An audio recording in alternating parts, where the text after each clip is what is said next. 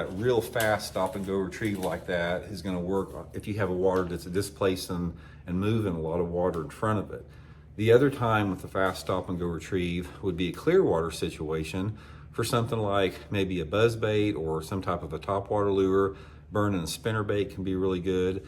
One of the favorite things I like to you guys, a lot of people don't, I'm gonna probably do a separate video on this, but I like to burn a swim bait.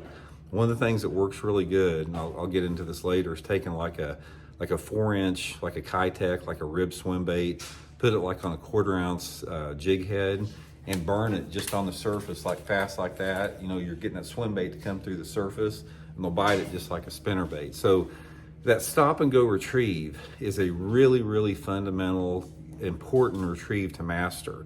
And I don't hardly ever just reel a bait straight in, as far as just throwing it out there and just reeling it in like that. I'm always doing something with it, whether it be a half turn or stopping or twitching the rod tip.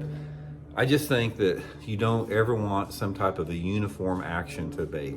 Now you can have a uniform action to a bait, maybe for a 1/4 of the retrieve, but at some point you have got to do something different, because on a bait that a fish can track good, you know, like say a big spinner bait or a chatter bait or swim bait or glide bait, you'll throw that bait out there and that bait will hit the water and you start retrieving it like with a steady retrieve.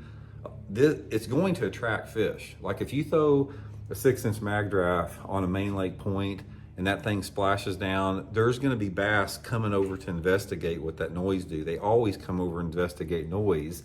Most of the time they won't hit any bait. It's like, more than not, they'll come over to investigate. You see the mag draft swimming along like that at a consistent speed, and they're following it, they're looking at it.